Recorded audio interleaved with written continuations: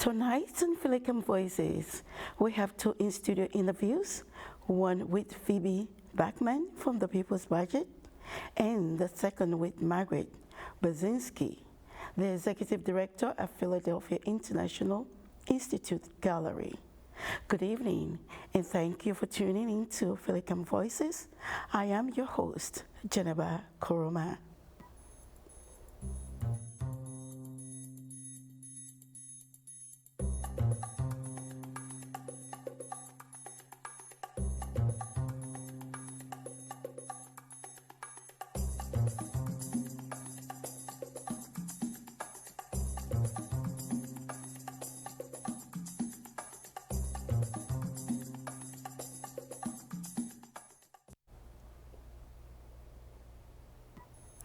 Joining us in the studio tonight, we have Phoebe Bachman, the People's Budget artist and facilitator, who will be in dialogue with reporter Caroline Suarez.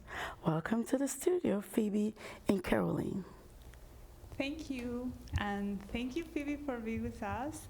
It's the first time you here in PhillyCAM, so we are so glad that you are here after collecting a lot of results with your budget project. So thank you. Tell us a little about the aims of this budget project. Yeah, thank you so much for having me. It's really great to be here.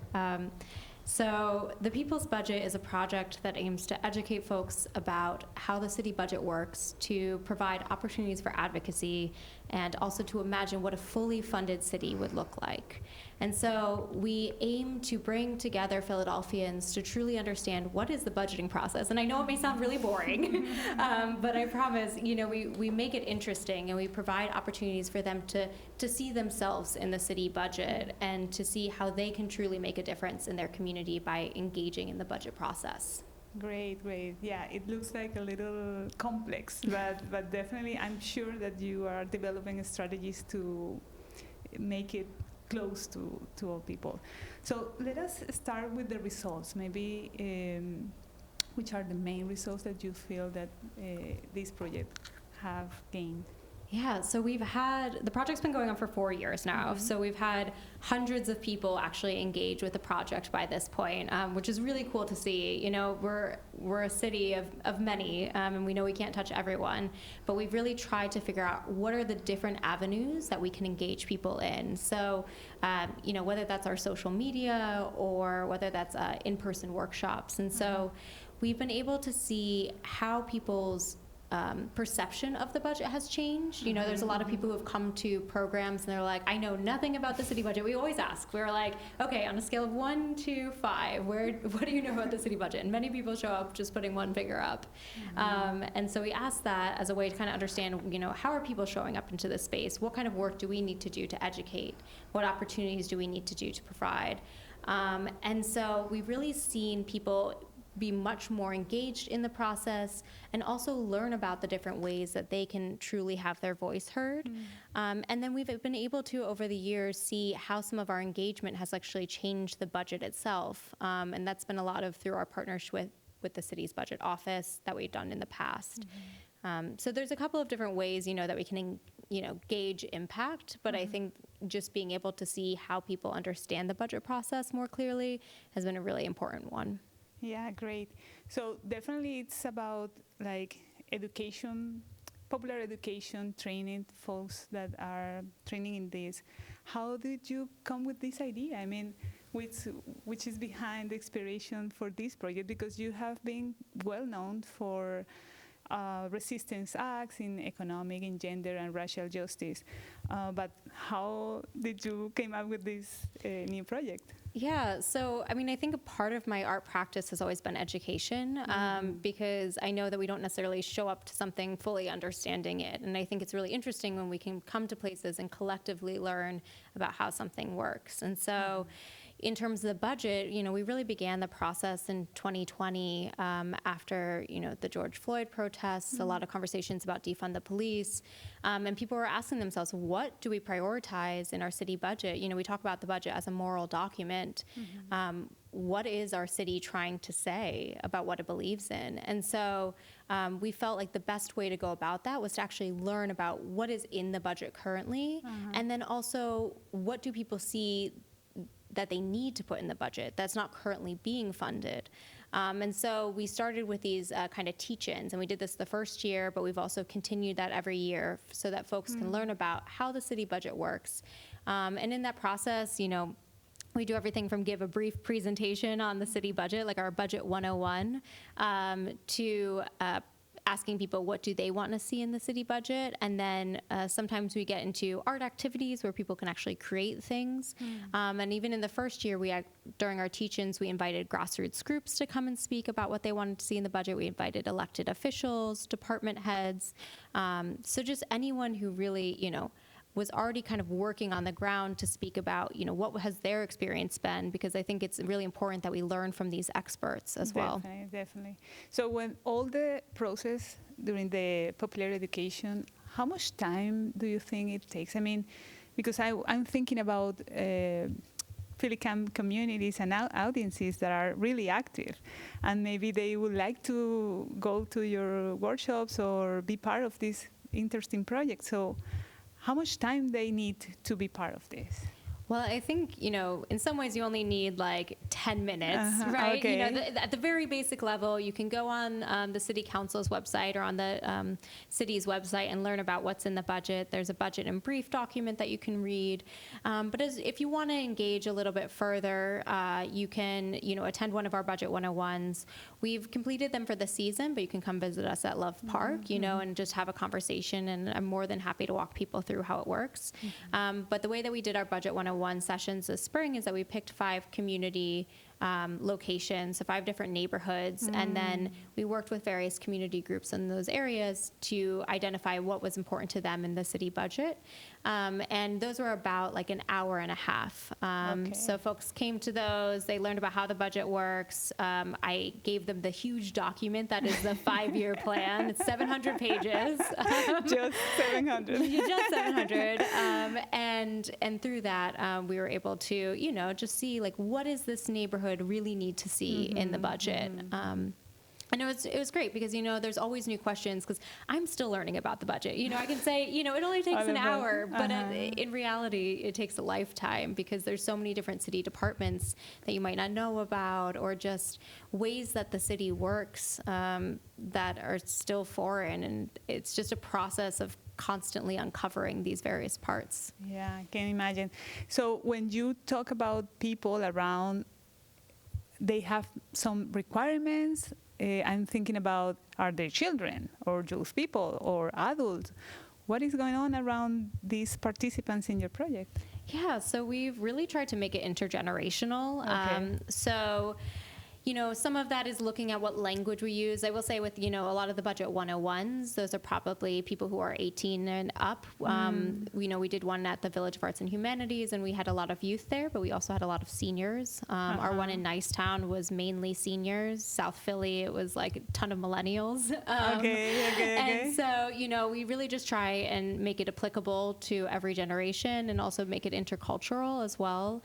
But one thing that I was really excited about this year is that we worked with our Murals on the Move program, and we created a youth activity booklet so that would speak more specifically to children and youth, and that was a way to kind of engage them in this imagination process as well, because it's not just about learning how the budget works or just saying what you want. It's truly imagining, how can we have a fully funded city? What would a fully funded rec center look like? What would it look like if your school was fully funded? What lunches would you eat? Exactly. And so I think it's really fun in that process because kids have this uninhibited imagination where they can really just truly think out of the box. So it's really cool to engage them, in thinking about the budget.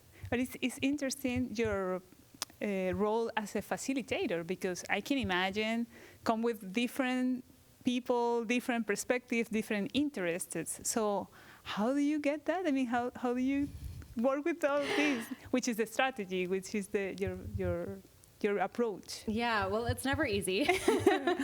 I think coming as a facilitator in some ways is what makes me this kind of artist. But at the same time, I feel like I'm always learning from the community groups that I'm working with, because they're the ones who are, truly bringing the expertise and knowledge from their areas and their neighborhoods. And sometimes it's just about navigating a conversation where someone says, we need to see more street cleaning funding. And someone's like, I'm not about the street cleaning funding because I have to move my car, and it's much more harder for me to move my car.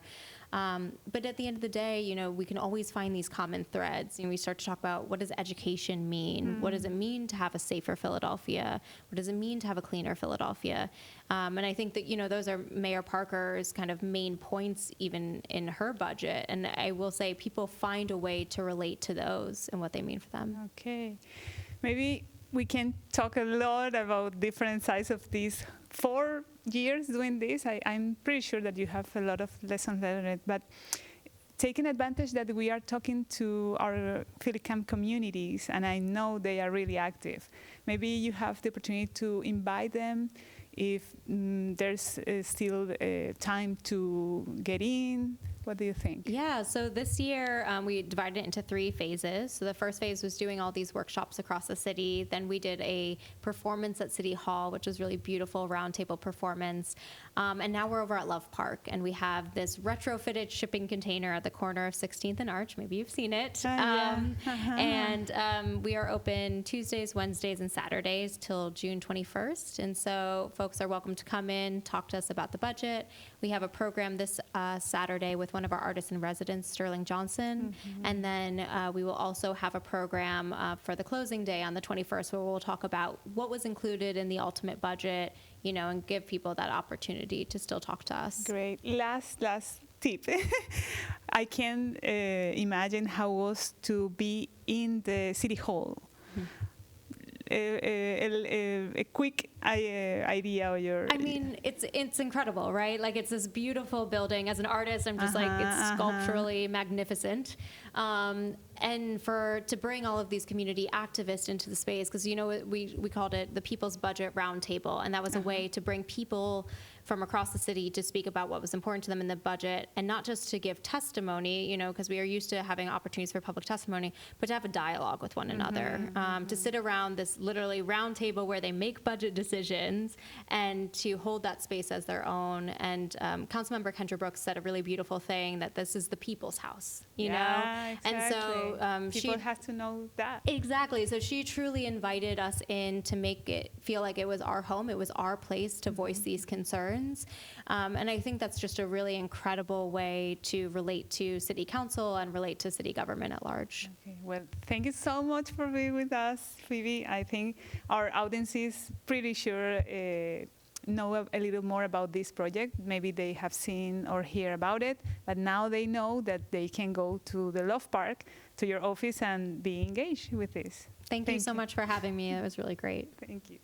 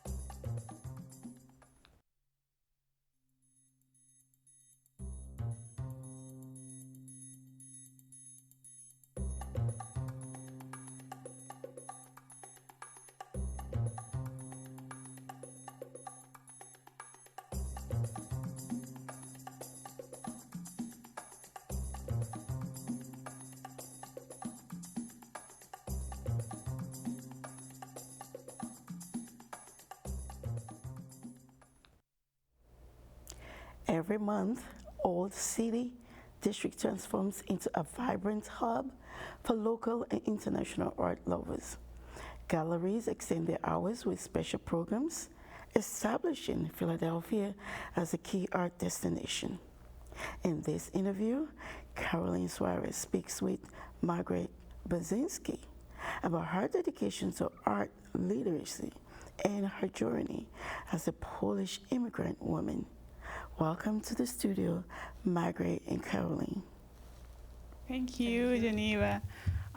So yeah, it's the first time for you here in our public media television channel in Philadelphia. Margaret, it's an honor. Thank you so much for joining us tonight. Thank you very much for inviting me.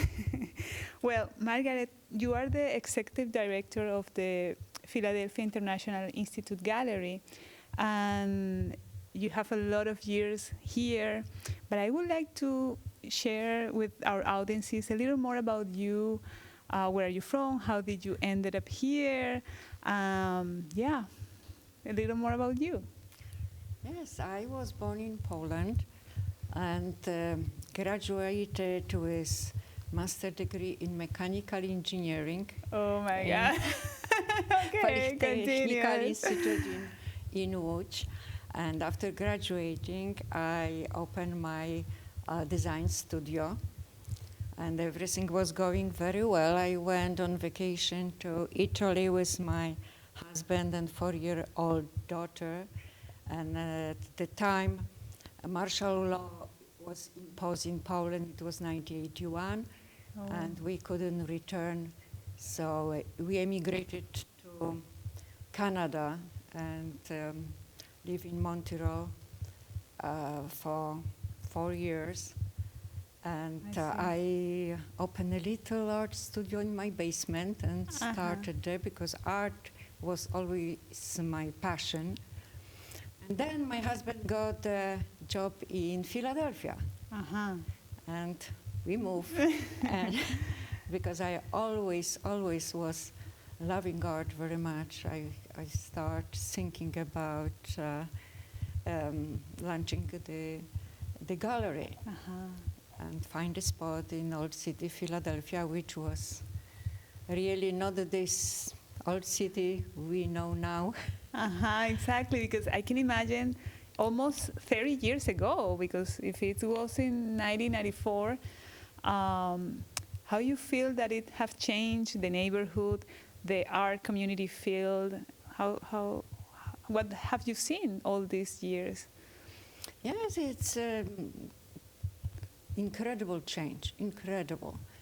The old city where the beautiful buildings, some windows were boarded up and missing a roof. Or it was completely different than it is right now. And people were not that eager to go to Philadelphia to see art. They were afraid because maybe it's not that safe. But when the first Friday started, people just learned that it's not that bad. And year by year, it became a really big thing. Yeah, because, well, actually, we are so close from New York City that maybe it's the main city where also art focus on. But it's interesting that you say Philadelphia grew up, and now Philadelphia is one of the cities that are moving interesting artists, not only local artists, because that's the other thing. You come with this idea to open this gallery, but what you feel makes you different? I mean, add value to this big community from your perspective as someone who comes from outside. Yes, it's because I'm immigrant myself. I wanted to show international art. And a lot of artists I represent are from different countries, from different cultures, and they have a different perspective on art. So it's a little different. And immigrants who become citizens and living now in this country, showing at the gallery, and also their art reflects their culture. It's different. It's completely different. And the gallery become kind of a hub for these multicultural communities. Yeah, I can see like a hub for make possible intercultural dialogues, Yes. different perspective, because when people come from different cultures, definitely have different ways to see the same reality, and the opportunity that you open these spaces to new talents, to people who are already like in the best place, so maybe they can interchange like knowledge, but also like new experiences and new experiments with the art. That art is that's the best part of the art, you know? Like, Yes, to experience it. Experience different, and everybody has a different view. So it's we build, PI Gallery built like environment of collaboration where communities, including immigrants, can enjoy the benefit of the art. And the first Friday, making it possible to people can meet, talk about the culture, experience art, and different form of art. Like we have poetry readings, we have performances, we have interactive art. So a lot of things happening. Because now that we are in the social networks, maybe there are some people outside of Philly and they are wondering what it's about First Friday. You have mentioned it before.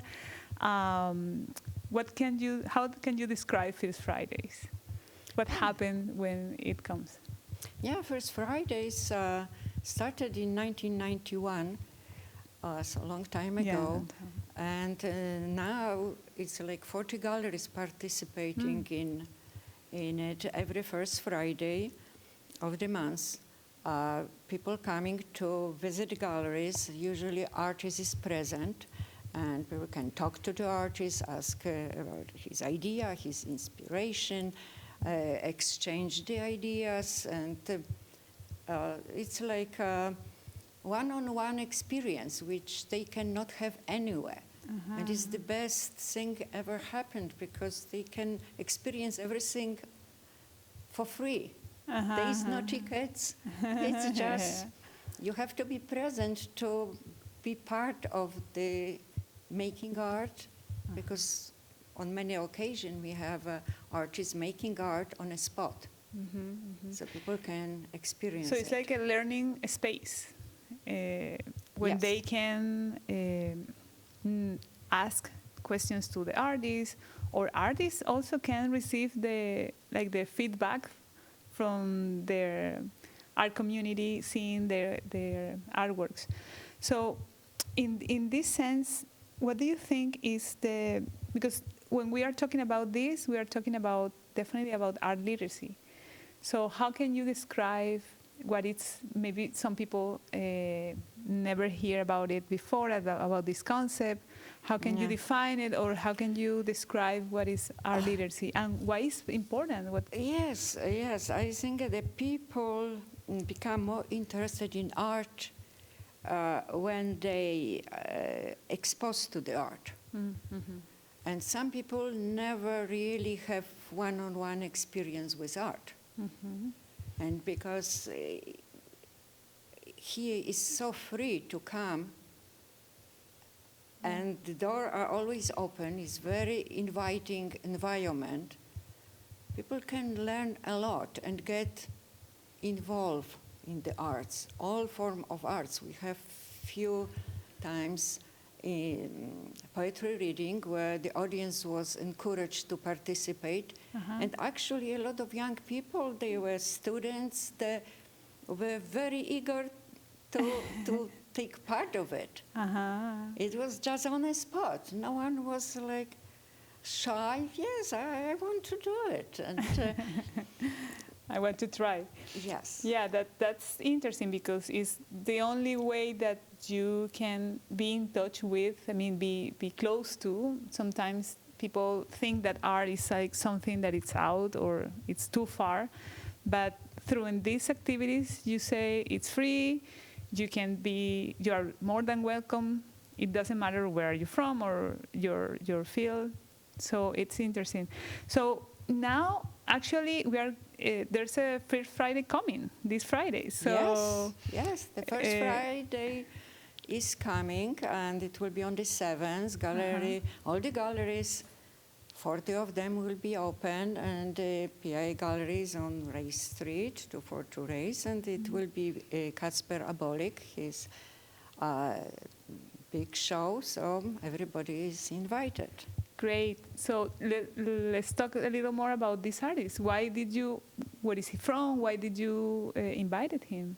I invited him because I like his art, first of all, and it's light, it's different, it's colorful, and I like to show different approach to painting. And he used different materials, different techniques.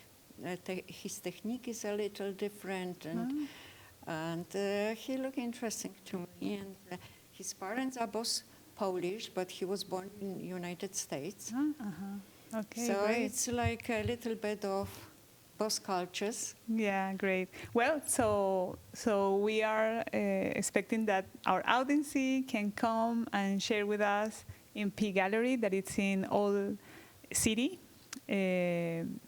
So yeah, thank you so much, and thank you so much, Margaret, for being here with us in this interview. Thank you very much for having me. Thank you.